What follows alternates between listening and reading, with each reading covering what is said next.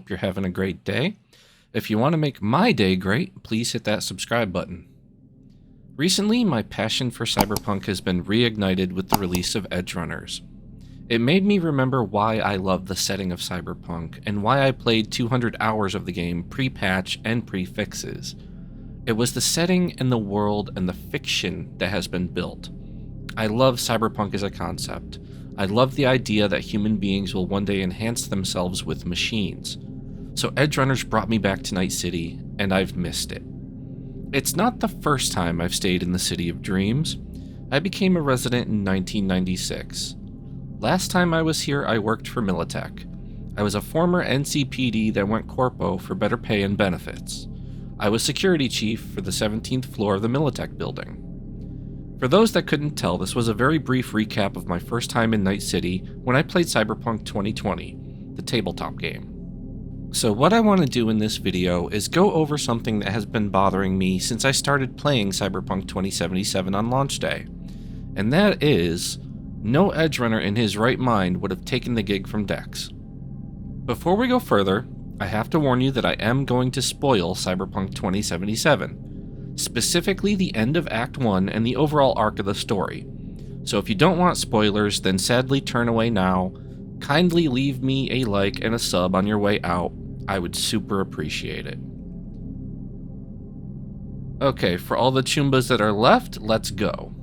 I'm going to break down piece by piece why taking this high-risk gig from Dex was a horrible idea, from the perspective of a veteran tabletop edgerunner.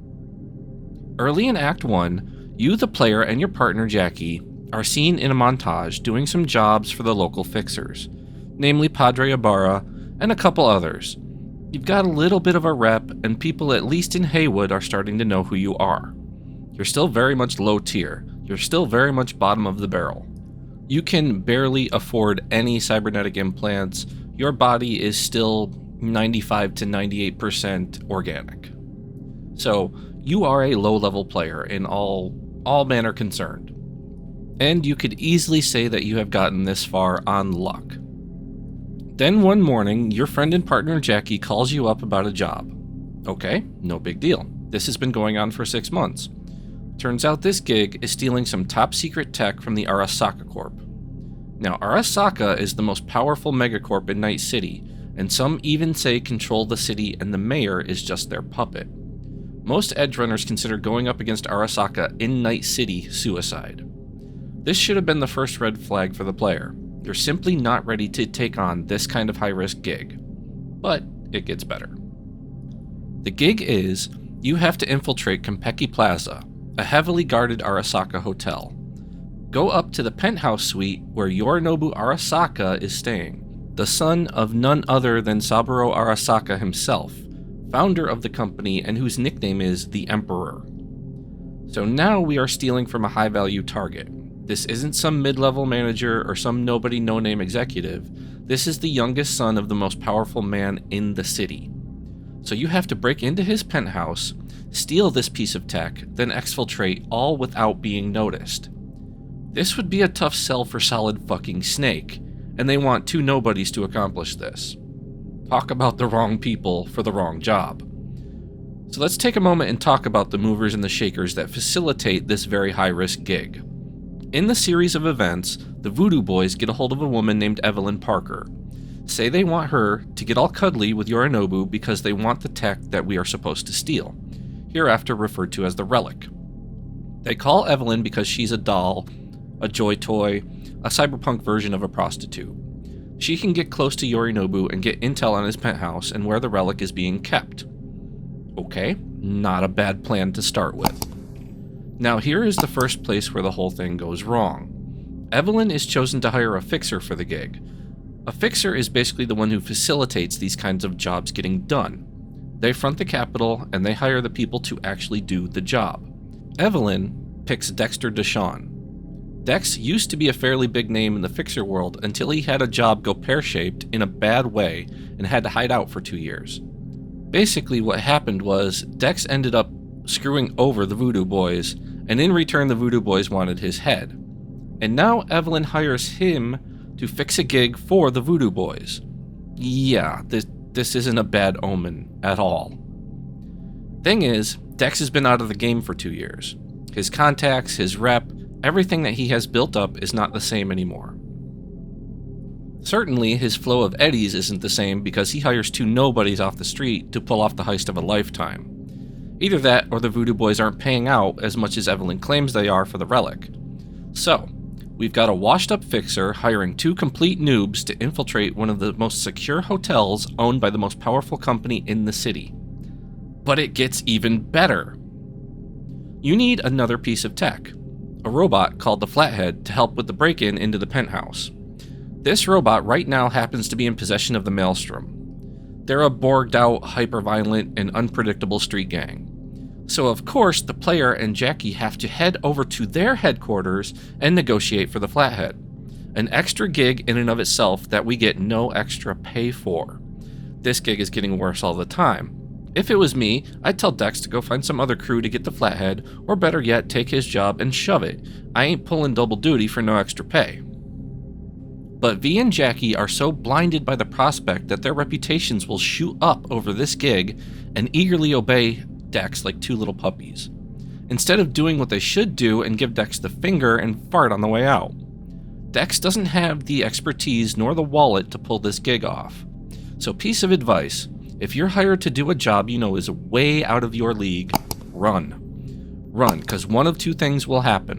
1, you will be destroyed, either arrested and set up as a scapegoat or outright killed. 2, if you don't see the backstab coming, you're an idiot.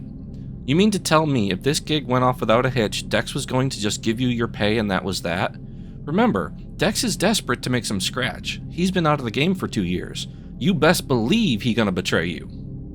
Dex was the wrong fixer for this kind of job, straight up. He simply couldn't afford the talent needed to pull off this kind of thing. Everyone has the problem of trying to reach too far, too fast. Now the last thing I want to talk about is what actually happens in the heist. It does not go off as planned. While in Yorinobu's penthouse, his father Saburo makes an unexpected visit. He lands his AV right on the penthouse's landing pad, thereby completely bypassing the elevator and bypassing security, which is just poor design. That means anyone can visit the penthouse and security wouldn't even know they were there. So Daddy stops by right in the middle of us stealing the relic. Could not have caught us more red-handed if he tried. Now, Yorinobu is coming up the elevator and Daddy is coming down from the roof. Alright, unexpected variable that they could not have possibly planned for. I get it. But there was no plan B. The whole plan and idea for this gig was based on the assumption of success. Nobody ever stopped to say, hey, what do we do if X, Y, Z happens? Everyone just assumed it would go off without a hitch. No one ever thought to come up with a plan if they were trapped in the penthouse and couldn't get out through the elevator. I'm not a rocket scientist, but this would be a perfect time to call in a bomb threat or something like that to get the building evacuated, then slip out in the confusion. But they never planned for that, so everyone is caught completely flat-footed and nobody has any idea what to do. It's an absolute disaster from there that results in having to fight our way out of the plaza and Jackie's death. All because Evelyn got the wrong fixer, who in turn hired a pair of nobodies off the street to do a high-level professional gig. The heist was a mess from top to bottom, and no self-respecting starting-out edgerunner that valued both his life and what budding reputation he had would have accepted it. It was a gonk move. This should have been so high-profile nobody on street level would have even heard about it. This is the kind of thing high-level edgerunners with full corpo backing should pull off, not some punks off the street who have wide-eyed dreams and no eddies. As soon as word got around about this, no one should have trusted the player. His reputation would have gone down the toilet and no fixer in the city would give him a gig, 'cause he has shown he can't get it done. That's what happens when you fly too close to the sun. So that's why the heist mission in Cyberpunk 2077 was really a bad idea from a player perspective, and it's a life lesson. Don't be blinded by ambition. Thank you all for watching. Please like the video, please subscribe, and please consider the Patreon down below. I will see you in the next video. Stay safe and take care. Hey everybody. If you made it this far into the video, thank you so very, very much for watching. Seriously, every view on my video is a treasure. Thank you so much. Don't forget to like, don't forget to subscribe. Also, check out the links below for some goodies, some merch, and all that fun stuff. Again, thank you so much for watching, and I'll see you in the next one.